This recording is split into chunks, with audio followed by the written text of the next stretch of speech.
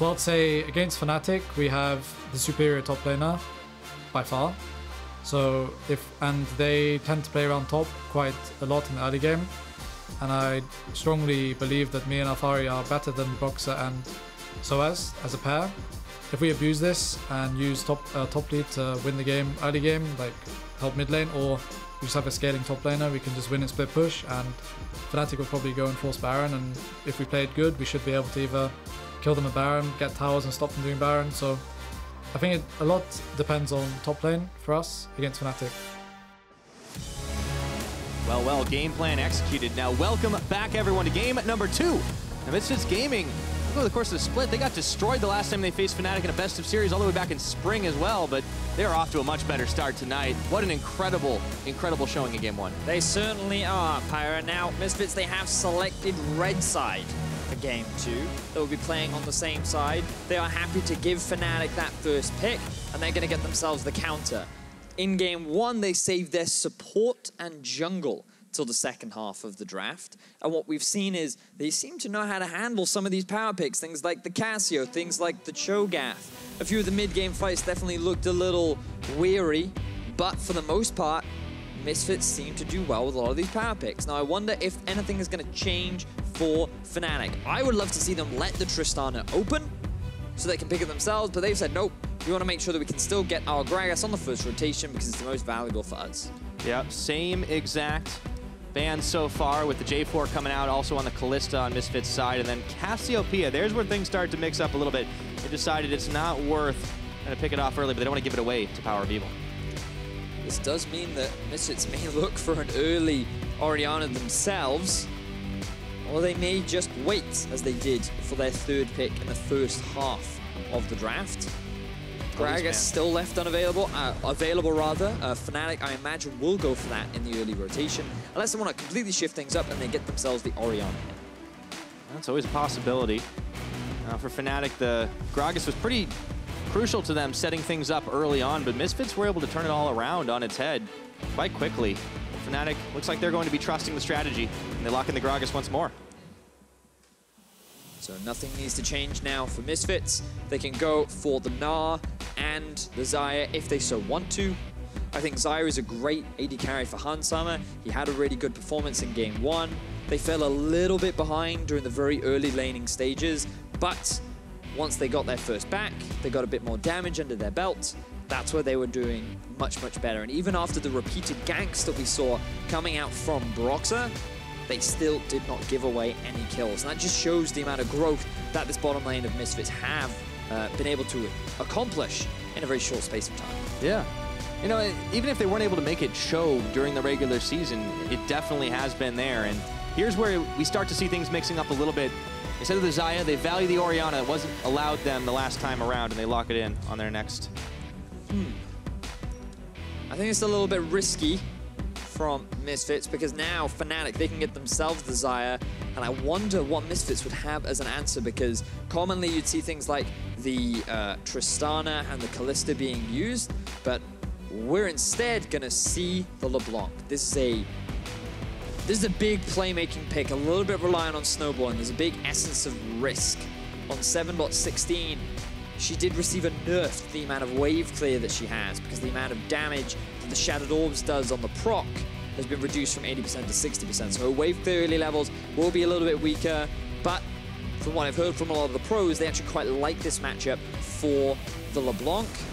We'll see how things progress in the early game as Misfits round things out with their AD carry. Okay, so the Xayah left up to them again, they take it, but clearly Fnatic are banking on the fact that Caps is going to be able to snowball them ahead in the early game.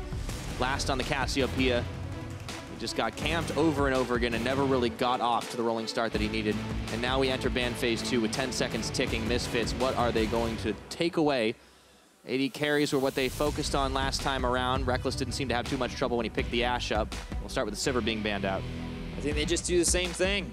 Force Rekkles onto something like an Ashe where he didn't exactly have a bad performance. He was one of the only players on Fnatic still ahead in terms of gold against his lane opposition.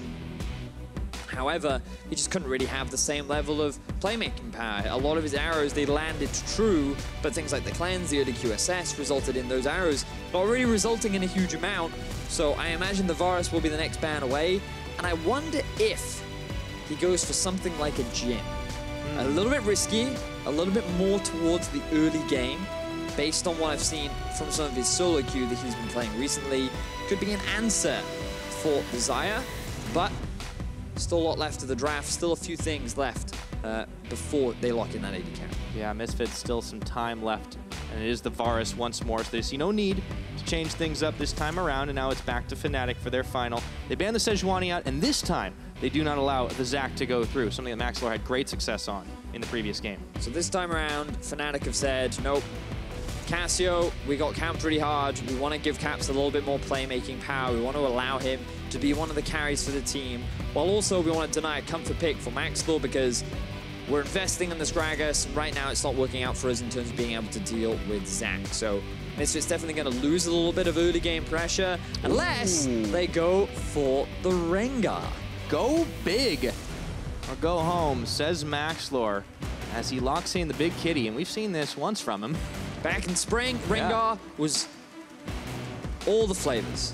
I don't know what the expression is, but he was super popular. He was really, really strong, borderline broken, picked a ban pretty much in every single game. And after he received a bunch of nerfs, he kind of fell off. No one really wanted to play him anymore. No one was interested. However, he's received a few subtle changes. Cinderhulk's still pretty strong on him. Lethality had a bunch of buffs as well. And you're like, huh, maybe he could find his way back. And for Maxlore, Rengar was one of his true champions. It was something that he used to have a lot of success with back in the amateur scene before he even joined the LCS. And he's now found ways to make it work. He brought it out during the regular season, and he had a lot of success with it. So now he's trying to replicate that success here against Fnatic. They might just get a chance to do it for Fnatic's side. They lock in their bottom lane. The Ashe comes out once more for Rekkles. And it's followed by a Taric, another one of the Jesiz specials. Seen it on a handful of players, obviously, but once you time that ultimate, the Cosmic Radiance down to great effect, it can really be a big turnaround in teamfights. And for the final pickup, Misfits lock the Blitzcrank for the big playmaking down bottom. Oof. A little bit of a risk against the Taric. Melee supports typically do fairly well against champions like the Blitz, but he's mainly picking it for the Ashe, and maybe even the LeBlanc. The silence, very effective at shutting her down, locking her down. Remember, she is very squishy, so she gets knocked up. You get a follow-up damage from the rest of the Misfits lineup. That LeBlanc is going to die very, very quickly. And it also means that I feel like we're going to see a bit of a roaming death squad of Maxlore and Ignar in the early game. Early Moby Rush, going to start roaming around the map looking for picks with that level 6. Could be exciting. Looking forward to seeing how this works out. Yeah, it could be a very different early game from what we saw in the first, with Fnatic making plays in and out of both jungles, being turned around by Misfits. Now, one game up, Misfits Gaming looking to take down fan favorites Fnatic. If they can do it one more time, they will be within one game of the finals here in Paris. Fnatic shocked in their first of this semifinals. They've had a few weeks to prepare for this Misfits squad. Will it be enough as they come with a new composition for game number 2 up against the Misfits right now? A lot of team fighting available. Once again, comfortable picks for this team. Do they have what it takes to knock off this surging Misfits squad? No matter what happens, I think it will certainly be an exciting affair, Vedius. We'll see if those predictions come true. Where they go early on, expected to be a bloodbath. Oh, Misfits, they're looking to get themselves revenge. They lost 3-0 in Hamburg to the Fnatic team, the reformed, the changed Fnatic squad that suddenly made... They found their style and they steamrolled through Misfits, but now Misfits, they made these changes. They came into the playoffs looking dominant. They've picked up the Blitzcrank, they've picked up Rengar, they've got themselves all manner of comfort picks with the Orianna, the Xayah, the Blitzcrank. This is almost a perfect Misfits-style comp. Now let's see if they can execute it as effectively as they did in game 1. And he pointed out a lot of risks that they took in this composition. If they could execute it, they played incredibly well, incredibly thorough in the previous game, not allowing really anything from Fnatic after the early game started happening. And Maxlore, he'll be once again a key to this team. A lot of damage from that Knife Cat. Yeah, the Knife Cat is the danger here for Fnatic. So, for those that haven't seen Rengar in a while, Maxlore, he typically maxes his Q and then his E, so he's all about the damage. And he usually prefers to go for the Warrior enchantment into a very early Duskblade. Why is that a surprise? It's not. because it's very easy to proc with his ultimate. You stealth yourself, and then you come out for a huge amount of burst damage, and these are the lethality changes that we're talking about, and it's something that Maxlore, while in his solo queue games, has been making work out very nicely for himself. So I'm excited to see how well it works out in this game. You also have a really good ball delivery system. I imagine after the Duskblade that he's going to go a little bit tankier, but we'll have to wait and see as the game progresses, because if he's going to gank anywhere, I want to see him invest ganks into either the bot lane or the top lane. Yeah. Talked a lot about what Maxlore was going to be able to get done to really facilitate this team early on in the last game. This time around, it's a very clear pattern of where he can go. PowerOfEvil on this signature Orianna can really just hold the line in a way that we didn't see him really doing last time since he got so snowballed. But there's a very early movement from Broxah down bot. He wants to get things started off right quick. This is the level 2. Just going to very quickly check there. Does Jesiz have the stun? Yes, he does. Oh, he's got it too. Instant exhaust. This is the all-in attempt for Fnatic. Instant heal as well. And they're just walking towards the two-man belly bot. Forces the flash into Ignar, and Broxah follows suit as he was in danger of being caught on the rocket grab. Good awareness there from Broxah to realize the risk of getting pulled under the tower. Handsam and taking a lot of damage. He's got no other flash, or he's got no heal. He had to flash away. But now Rengar has come. Level 3. No exhaust on Jesiz, but all summoner spells available. There's no ward in the tri-bush. He could look to go around, but he gets spotted. Yeah, there we go. Now he's going to be walking through, but Fnatic, they were a little wiser to this one. So even though Maxlore came around for the return, nothing doing. A very early start once again for Fnatic, with Broxah as the key for the early pressure. Caps, meanwhile, taking a little low in that mid lane. PowerOfEvil on half a mana bar is able to do quite a lot of work. I feel like PowerOfEvil playing this 1v1 very nicely in the early game. The big thing to remember about this matchup is if you land the chains, things become very difficult for the Orianna, because she is pretty low in mobility. Now Alphari doing a lot of damage to sOAZ. Oh yeah, no more hyper proc on that one. But of course, mirror matchup we saw last time. We might once again see some more pressure up to the top. Broxah, his job done down on the bottom at level 3 with his blue buff now, making sure that Maxlore isn't around counterpart as he's a little bit busy down on the bottom with the Krugs. Might look for a gank up top. Caps, meanwhile, trying to put a little bit more damage onto PoE. Doesn't land the chains. And we heard Maxlore just before the game talk about how he thinks that he and Alphari have the strongest synergy. It's going to be really important for them to invest more into the top side. They need Alphari to succeed if they want to be able to win. And in game 1, he was able to build a pretty significant lane advantage.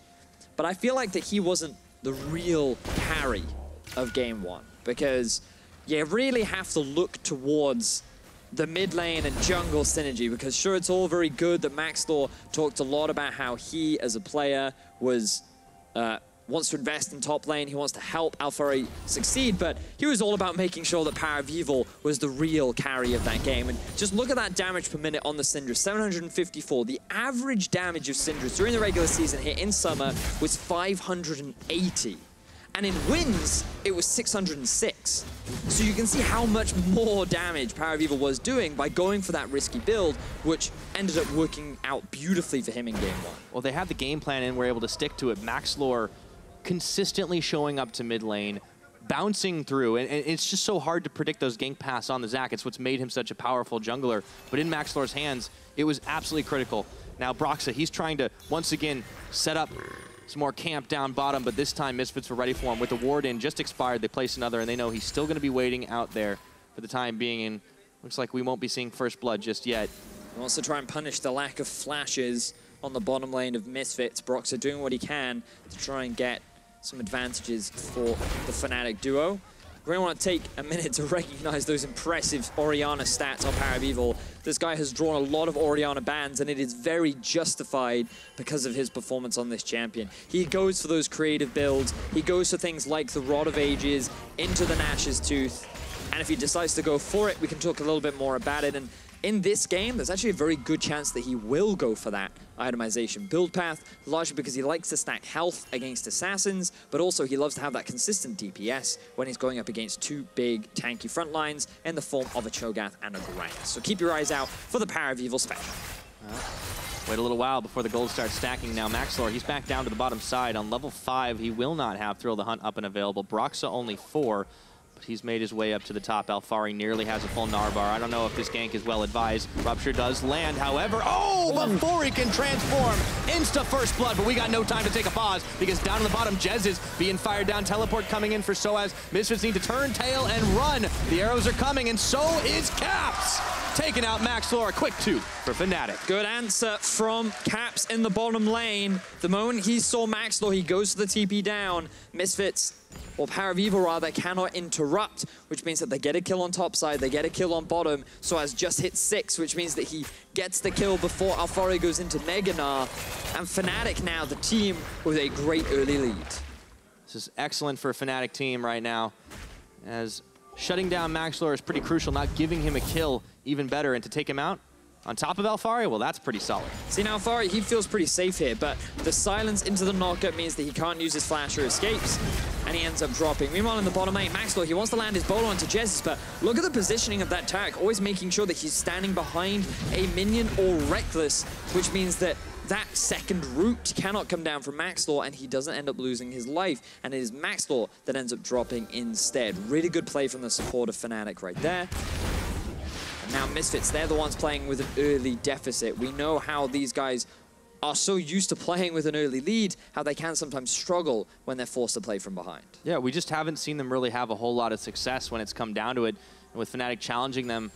And a risky composition that's reliant on this Maxlore pressure. We'll see if that changes. Shockwave is going to whiff. Caps just jumped right out of it, and on top of it, dodged out Maxlore. How is that for a nice trick in the mid lane? And he's a little more wary to the jungle pressure after last game's affair. You're quite right. Caps not quite struggling as much as he did in game 1. Maxlore finding it much harder to snowball PowerOfEvil on this Orianna. Doesn't quite have the same gank setup that a Syndra does have, but his focus should really be on trying to snowball the bot or top lane. And while he did invest an early gank into the bottom side of the map, that ended up backfiring in the favor of Fnatic. So now he can't be disheartened. He's heading towards that level 6 mark. He's working towards his warrior enchant, so his early game damage is going to be pretty significant. But with 4 members of Fnatic grouping up bot side and an arrow landing, that comes to this. Oh no. Looks like this is the dive they're looking for, and even a teleport coming in. Trying to buy a little time here is Ignar, but the Cosmic Radiance comes down. Maxlore says, I don't think I'm going to go for that one. Instead, he actually decides to jump back in. The rocket grab, they've got Broxah on this, but the double stun, nonetheless, they still get the kill. They save the tower. Misfits get the kill on that. Beautiful hook from Ignar. This guy landed some spectacular plays in their series versus the Unicorns of Love, and he is repeating it against Fnatic as he goes for another. Ooh, that was close. Classic caster curse. You always praise them and then they go wide. You know, shouldn't worry about it too much, and you can see why Blitzcrank, one of the more played champions for Ignar, and Thresh was up and available, arguably a more reliable hook, right? But Ignar, he loves to go for the gold, make those big plays, and you can see why. More often than not, he's able to hit them, and as he gets one onto Jesiz, in comes Hansama. Do they have the damage? Exhaust is down. Ignite is there. Featherstorm! And they're going to be able to finish the job. Ignar with the burning down. Misfits bottom lane stepping up to the challenge once again. Yes, they failed that early gank, but this time they're turning it around the 2 versus 2. Jesiz, without his flash, he had no way to get out of that. The moment Ignar landed that hook, he was pretty much left for dead. And Misfits. Okay, so let's have a look at how this dive. Level 5 Hansama means that he is a prime subject to be dived upon. He dodges all of the major CC, and Fnatic realize, okay, they've split up, we have to disengage, let's just go for the tower. Here comes Maxlore. Big crit onto Broxah with such a finely placed hook onto Broxah, who has no flash, allows Hansama to get that kill and turn it around and alleviate the pressure from Misfits. All right, so Misfits get a little bit of pressure back and are able to equalize on that goal game. Maxlore right back to the mid. Caps jumps in, Caps jumps out. Power is trying to bait him into a fight, but he's wiser than that one. But as it settles for the time being, we really got to give a lot of credit to that Misfits bottom lane. Playing it out incredibly well, but Ignar, he's going to have to get out and dodge. Uh-oh, he gets knocked into the rest of Fnatic and can't quite land that hook. Nothing for him to do. There's your caster curse, Vedi. You tried to praise the bottom lane, then he goes and loses his life. Now, look at the top lane, Alphari and sOAZ going at it again. All right, sOAZ taking a lot of damage, but he gives just as good as he gets. However, Maxlore looks to cut him off under the tower. Rupture does not land, and they hop on top. The knives are being sunk in and through the feast Maxlore finishes the kill, and now it's on the tower. They go. Oh, the hunter finds his prey as Maxlore gets the kill down onto sOAZ. Misfits, they'll be able to get their first tower of the game. And while Ignar made a bit of a misplay roaming through the river, trying to get vision of the Drake because he was wary of Fnatic starting it off, Maxlore took advantage of the fact that he knew where the enemy jungler was, and he could punish the fact that sOAZ was very low after a good trade from Alphari. So Misfits, they've answered back. They've been able to quickly get back an early game advantage, but Fnatic aren't responding. They return with a tower of their own. They're going to return with an early Drake of their own. And this game, off to a very close beginning, just like we saw in game 1. Yeah. Happened in a very different way, but Fnatic nonetheless were able to get a nice lead. I think he's and dead. Misfits turn it around. Yeah, I think Hansam might be out of tools. Wait a minute, there's not enough Fnatic members here though, and there's the root up, but he's got to be careful not to push too far forward. Backup's not there. Although the rest of Fnatic are coming. That is a fake LeBlanc though, so they might not be baited by it. Just gonna clear away a few more wards, and yeah, Ignar, despite being caught, he's had a pretty solid game, but I really want to give some praise to Hansam. He knows exactly when to pull those Featherstorms. We saw in the previous game, he knew exactly what to do, where to be in the right place at the right time, and maybe he was overshadowed by PoE's performance. But in the quarterfinals, I mean, he was one of the primary carries, 3 games on Tristana, and this guy was looking like a god. I mean, I've got to say, Pyra, I was one of the big critics for Hansama. When you look back, especially towards some of the later weeks of the regular season, he was a big part of some of the deficits the Misfits were involved in. They were losing in the 2 versus 2. He was randomly getting caught out, and you had to wonder, when is this guy going to be performing at the level that a lot of the fans expected him to be coming out of the Challenger Series? And coming into the quarterfinals, you can just see the difference in his performance. In lane, he was doing so much better. In overall team fighting, he was doing so much better. And this guy, something just clicked for him. This meta just seems to be doing something great, as he seems to have just found the champions that work, and he's having a stellar playoff performance. And what's so incredible about this is he's doing it against some star AD carries. He did it against Samix on the Unicorns of Love, who's a more quiet player that we still often give praise for his mechanical prowess. He's doing it against Rekkles, one of the best known and most famous for his play AD carries that Europe has ever produced. This is an incredible feat for a young player, for Hansama right now, and if he's able to overcome this Fnatic squad, I mean, all credit to him. And you got to remember how big of a deal it is for Hansama to be able to play in his home crowd. Listening back to the PowerOfEvil interview, he said, last split, we played in Hamburg and it was for me, whereas this split is for Hansama. He wants to play in France, he wants to play in front of his home crowd, and to play in the final in front of the French crowd, I'm sure would be such a huge achievement for him. But that's a lot of narrative. Let's get back into the game. Pyra catches up where we're at right now. Yep, they've got to get there first. Rift Herald being taken out by Misfits, but Fnatic once again throwing all their weight behind, trying to grab themselves an inner turret with only Alphari there to try and defend. It's 1-2 on towers as Fnatic have managed to find another, but that's the only place on the map where they do have that push going, and Alphari will be perfectly happy to catch this wave. Pretty even on the gold. Fnatic. Their laners have done relatively well, but similar sort of deficit in the top lane. So it's struggled against Alphari, especially after losing his top tower. In the mid, Caps has been getting a lot of kills by roaming around the map. And that's why he's currently sitting at 2-0, but that has resulted in a slight gold deficit, enabling him to complete that Gunblade, giving him a big power spike to allow him to be that side lane threat. Meanwhile, Rekkles just doing what Rekkles normally does. Now at level 9 to level 8, big CS advantage. Likely going to be getting that. Ooh, hook lands. Oh no, Caps, he was shopping and there's nowhere for him to go. He jumps in, surrounded by Misfits inside the jungle. PowerOfEvil says thank you very much for my blue buff back. He was hoping that he could get out with the back, but he ended up getting punished for that risky back spot. And now Ignar once again landing hook after hook. Can he do it again? Well, Misfits keen on pushing this mid tower. Remember, they do have a Rift Herald to work with, but Maxlore's not there. Instead, they take a few pot shots at it. Don't fully commit. Fnatic, they need Caps to be able to start taking out these carries, and having him get caught like that, feed the buff back over. It's not a good look for them at the moment as Broxah a little bit occupied on the red buff. Ignar is, oh my goodness. He's gonna steal this, isn't he? Oh, what a cheeky move. Oh, Ignar. Gotta love it. A legend. So that sucks for Broxah. Yeah, feels bad, man. But good momentum swing for Misfits. Yeah. So let's have a look, see.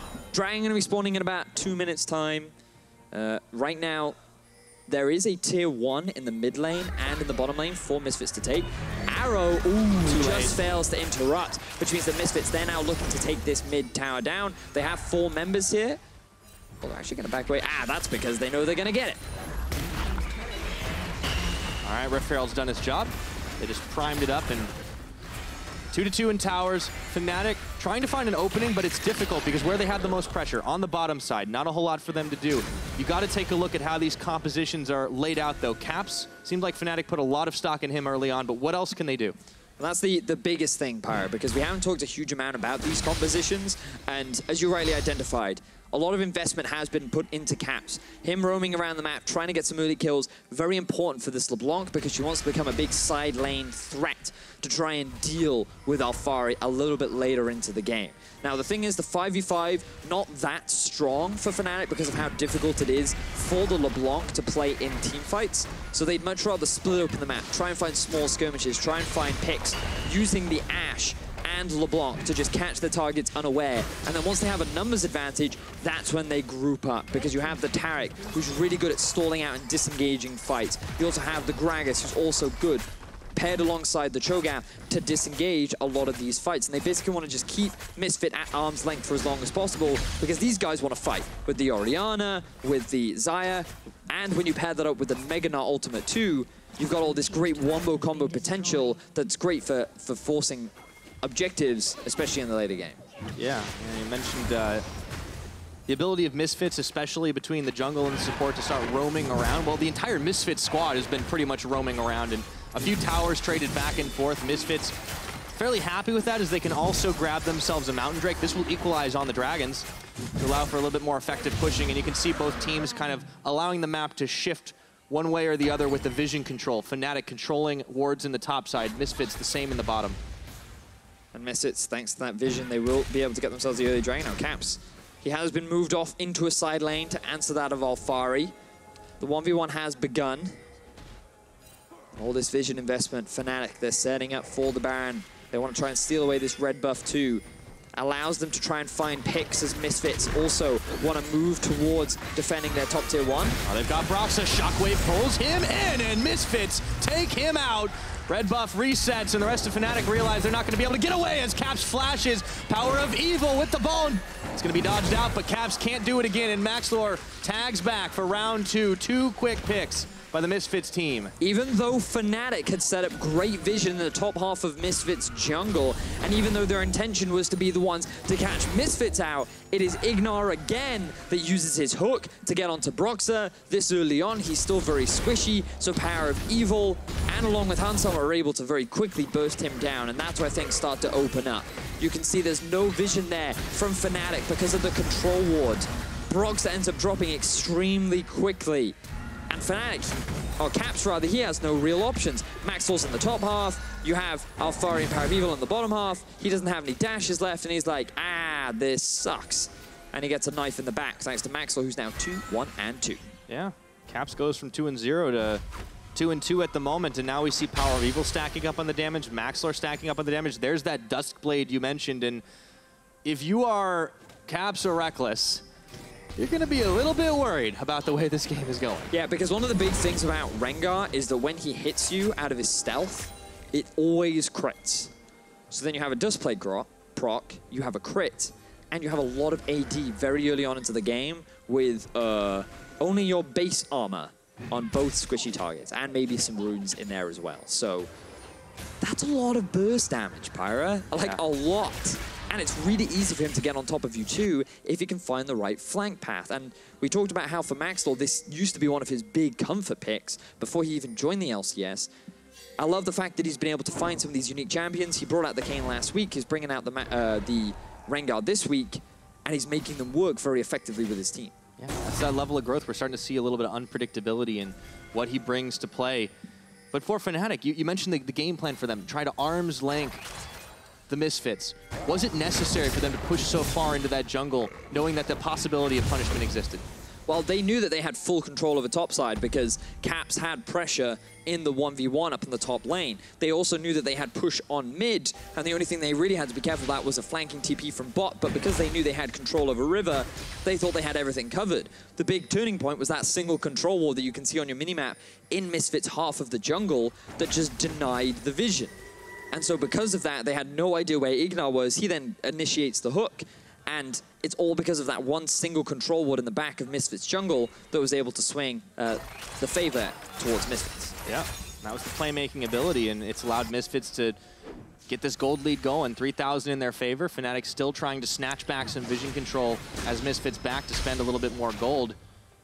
But Misfits, it feels like the game has shifted in their control, and we talked about them not necessarily showcasing playing too well from behind. Well, from the beginning of this game, it seems like they've executed that. Yeah, they don't let themselves get behind, Pyro. That seems to be their strategy in the early game. Way to do it. Yeah, they just get these early leads, and they don't stop and trying to make stuff happen in the early game. And I think this is the key thing, because Misfits as a team, I feel like, have really struggled to really stand out amongst a lot of the other top teams. You think about a team like Fnatic, they always had the Fnatic style. They literally had a style named after them. As Hansama, ooh, good ulti there. Yeah, that fake LeBlanc is fooling nobody. They gonna find anyone? Nope, just gonna disengage. So man, he's got body cards. But yeah, of course he does. But the big thing here is, yeah, Fnatic, they had a style named after them, but when you think about Misfits, they never really had any outstanding or defining playstyles about them. There was nothing unique. You always wondered, how does this team really win? Coming into the playoffs, they seem to have found that. They seem to be always getting early game leads. They seem to know exactly what to do with the early game leads. And while in the mid game, they certainly, as a team, slow down a little bit. It's more because they're just being cautious. They want to make sure that their play has an 80 to 90% chance of success before they commit to it. And I think that's fine. You just have to be careful, because a team like Fnatic will always try to be proactive themselves, and they're going to look to see if they can catch you unawares and find ways back into the game. Yeah, I think increases the level of caution that Misfits play with. You can see them as a squad, as a unit, trying to avoid being caught out at any moment by this Fnatic team who are camping up in the brush. But it's only Caps there. The rest of them decided they didn't like roughing it, and now they move away. And Misfits, once again, being able to establish some vision control in this game. And yeah, the identity question has kind of been a long puzzling thing for Misfits, and maybe it just took a little while for it to all come together.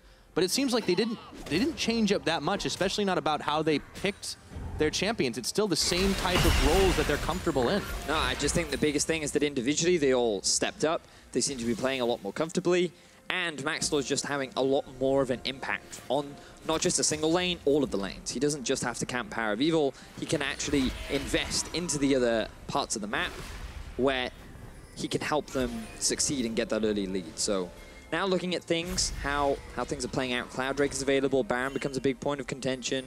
Both teams have completed a lot of their second items, now working on third for some of the Misfits members as well. Healthy goal lead going in their favor, and you're looking at both teams and you're thinking, now how do they close out this game? Because for Misfits, they're very much about trying to find a pick, maybe with Maxlore, maybe with Ignar, and then they can just force one of these big 5v5 fights, which at this point in the game especially, they know they can win. But for Fnatic, it is risky trying to force a 5v5, but they're going to do it. At the very least, they're going to try and get a TP out from Alphari as the Baron's been started. They might just get it, but they think twice as Caps takes a huge chunk from the attack dissonance. Teleport coming out. Now, will Misfits full engage? The answer is yes.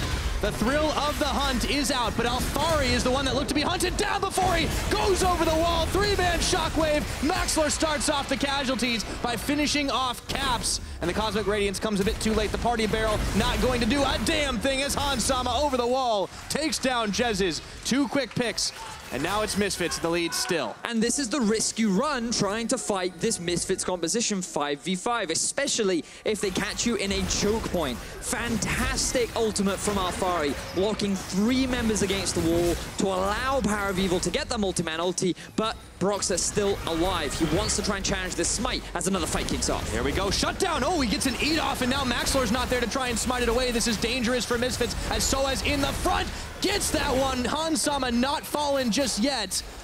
Oh boy, that was close. I thought that health bar was going down to 0. Unbelievable. Fnatic, they're able to stop the Baron. They get the kill down onto Maxlore with only 3 members. and they're able to keep their hopes alive.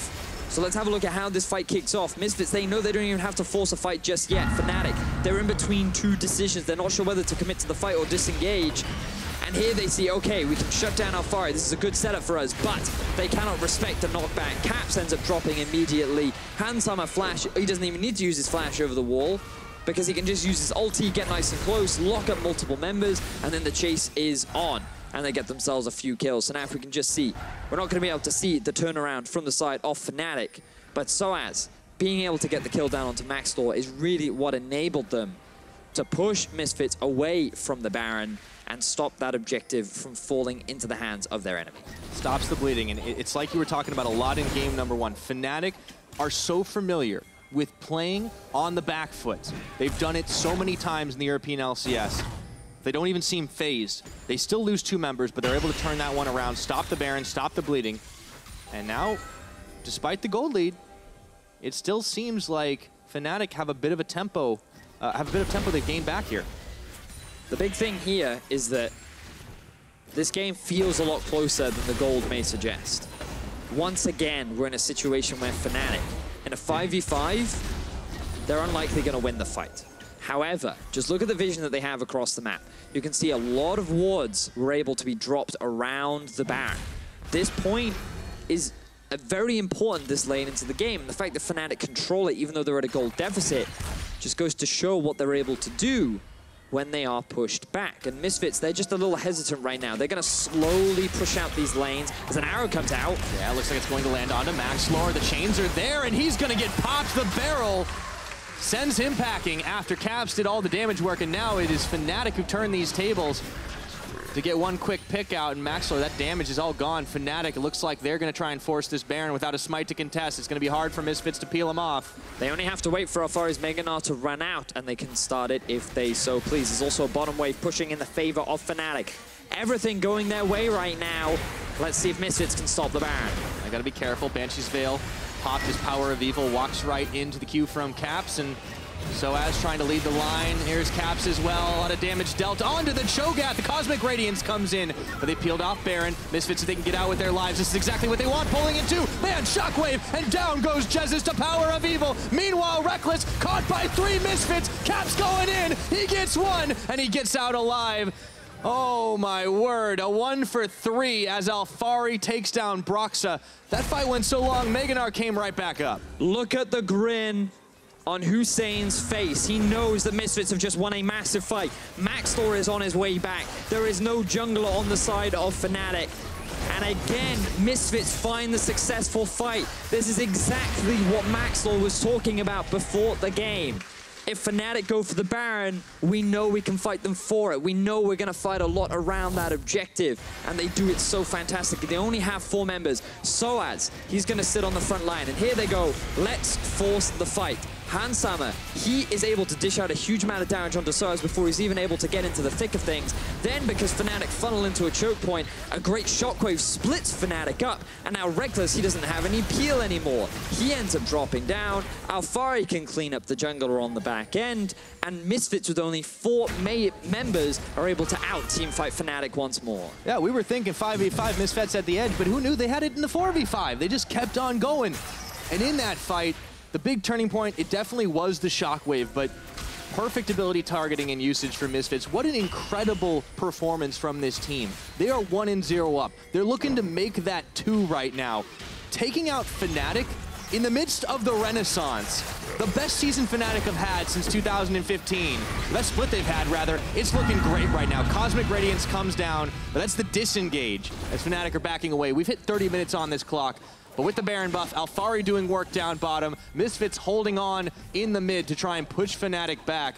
Everything is going this team's way. Maxlore, the hunt is up. He's looking for a target. But they just need to keep Fnatic busy while Alphari split pushes down in the bottom lane. Fnatic, their backs are being pushed against the wall once more. We talked about how this LeBlanc could definitely be a risky pick, and while he started off strong, they have not been able to make it work out. Misfits have been playing immaculately once more. You know, at the start of the day, Pyro, we were talking backstage, and a lot of people were expecting Fnatic to get a really dominant performance. And a lot of discussion was going around like, you know, I'm not entirely sure if Misfits can afford to be underestimated. I feel like, especially when you look at how well they played individually and as a team against the Unicorns of Love, these guys really have shown a lot of growth. And I think that with Fnatic, their early game proactivity is not that great, especially when you compare it to that of Misfits and Maxlore's performance. Now, here we go. Misfits, they're setting up for a bit of a siege. All right, pulls the wheelie. There is the arrow. It comes in. Tower's already fallen. Alphari near the Mega. You can see the flank on the backside as we turn the camera. sOAZ looking for the fight. Alphari pushes him right into the remnants of the turret. Cosmic Radiance comes down. That's a few seconds to work with. Caps goes in, and the Shockwave pulls the back on Sama with a massive kill onto the mid laner. Alphari finds sOAZ, and he's leading the charge onto the rest of Fnatic. Rekkles, isolated, forgotten, and out of there. Only Broxah Jesiz remain, and it's still 30 seconds of Baron. And Misfits crushed Fnatic once more. They're looking to take the base. They're looking to take the game. 30 seconds left on Caps. Let's see if Misfits can end it right here. They're going to certainly go for it, trying to wait no longer as they push down the line. The death timer's still ticking, and there is no chance. There is no hope. Misfits are going to take this one to match point. And what a game from this team.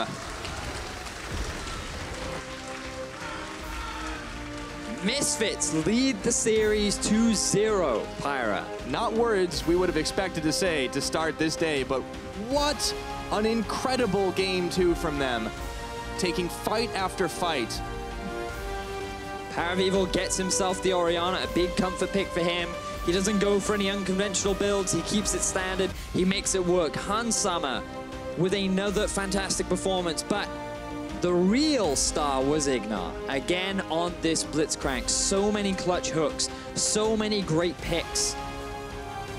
This Misfits squad has shown so much growth over such a short period of time. They are one win away from playing in the finals in Paris, Pyra. This is such a big deal. And who would have thought, like, everyone was expecting Fnatic, this superstar squad, 11-2 during the regular season. They seem to be unchallenged. They ended their season by defeating G2 2-0.